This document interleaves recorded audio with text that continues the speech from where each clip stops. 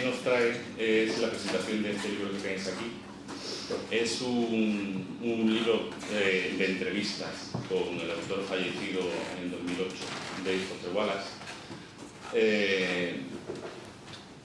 que no son evidentemente todas las entrevistas que este hombre concedió. A David Foster Wallace, el jefe de la entrevista, y lo llega a decir en este libro prácticamente en la primera o segunda conversación que editamos, no le gusta. Y no le gusta por varios motivos. No le gustaba la entrevista porque, según él, en ella, en el género, no se conseguía, en una conversación corta, no se conseguían los objetivos que él creía necesarios para poder explicar sus ideas o poder responder de una manera adecuada a las preguntas de los entrevistadores y a lo que él creía que los lectores de la publicación o los oyentes, porque hay alguna transcripción radiofónica añadida a un par de ellas, podían esperar de sus respuestas. Todos, si sois lectores de Foster Wallace, sabéis que tenía un problema importante con la precisión. Él no era capaz de conseguir expresar ideas en una frase sencilla de sujeto verbo predicado, sino que tenía que andar con bastantes circunvoluciones y con meandros y digresiones. Y bueno, quizás sea este uno más de los aspectos que a los que son muy fanáticos o muy devotos de la literatura de Foster Wallace pues nos gusta bastante. Esa es una razón. Y la otra, que es bastante más prosaica, es que la primera entrevista que concedió,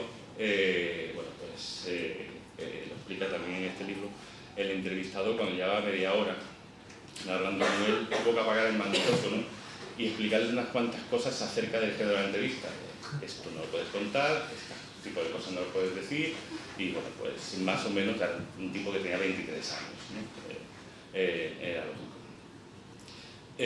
No obstante, terminó consiguiendo 70 y tantas entrevistas a lo largo de su época, y el profesor Van es un académico, es un profesor de lengua inglesa en Estados Unidos, que es el antólogo, el auténtico antólogo de este libro, ha seleccionado cuáles son las entrevistas que, sin riesgo de llegar a una repetición exagerada, imaginad, pues, ponemos aquí un caso en el cual le concede el premio Rade, está concediendo muchas entrevistas y es inevitable repetir opiniones, repetir cosas de una a otra.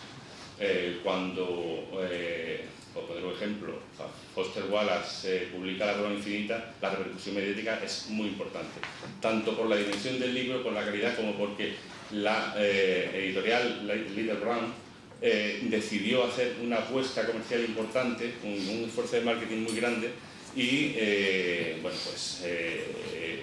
una gira impresionante por todo Estados Unidos. Le hicieron muchas entrevistas, no solamente se hizo gira cuando salió la versión en tapadura, sino cuando salió la versión en bolsillo. O sea, hacer un compendio de 70 entrevistas de 2000 páginas no tiene mucho sentido por cuanto el coste ha sido muy grande y la repetición importante, más allá de para estudios dedicados a Wallace, etc.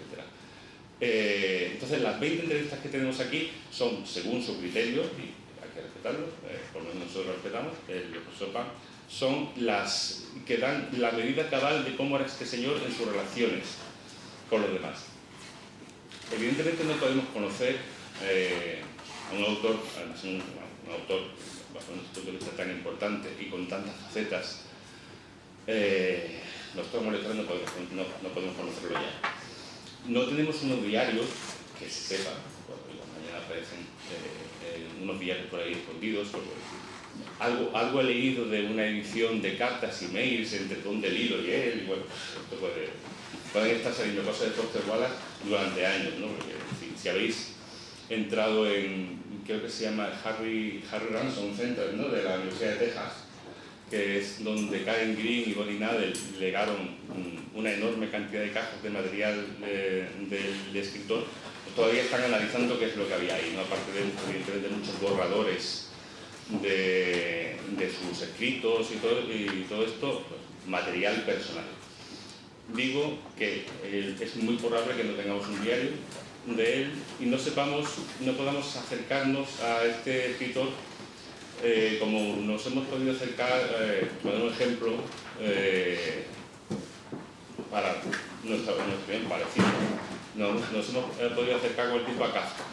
Nosotros, por los diarios de Kafka, conocemos cómo era este señor, o cómo, si alguno diría, es que los diarios antes tenían mucho de pose, y como tienen mucho de pose, pues tampoco podemos conocer al autor perfectamente. Bueno, si nos ponemos así, entonces evidentemente la única manera de conocerlo hubiera sido ser algo suyo. Como eso es imposible, esta reproducción en entrevistas es la manera más fidedigna de acercarnos a cómo era el escritor que tanto nos ha hecho reír o llorar. Nos ha hecho reír con sus ensayos maravillosos, con algo supuestamente divertido con el árbol de Ceres, el fantástico y famoso ensayo de crucero. Nos ha hecho pensar con su ensayo sobre la televisión.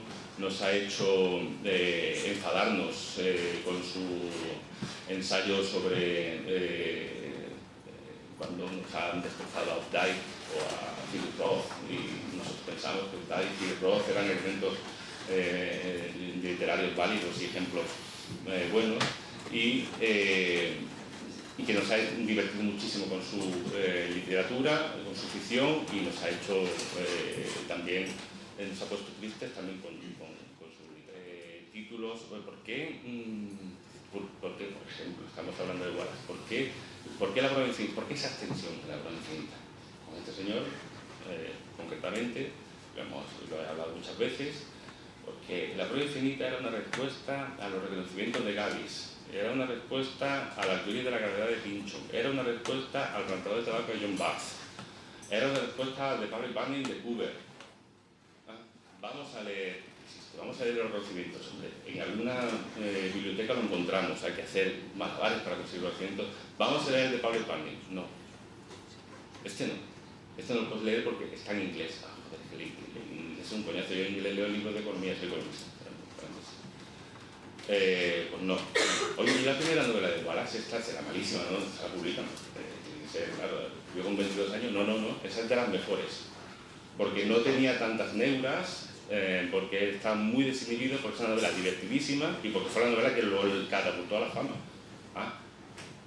Y entonces, ¿por qué no la editan? No lo sabemos.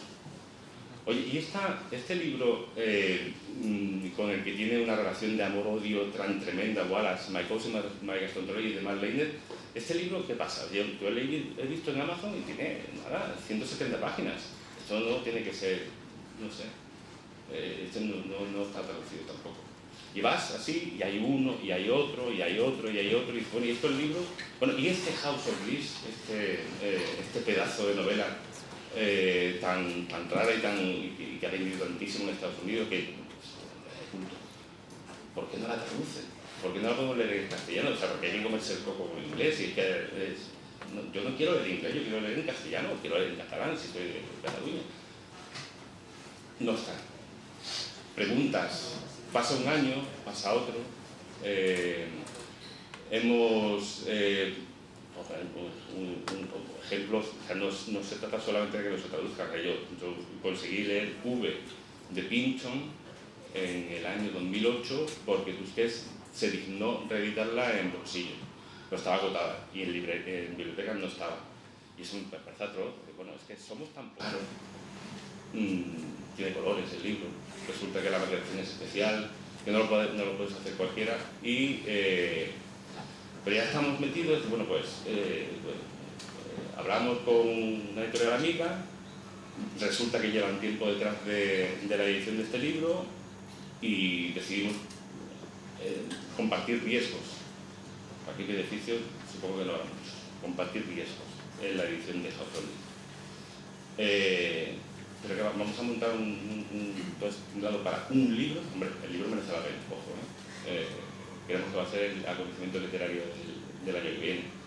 No va a ser, totalmente, estaremos ciegos al resto de novedades editoriales, no nos importan. Este es el acontecimiento literario del año que viene. El año 2013 es el año de la Casa de Hojas.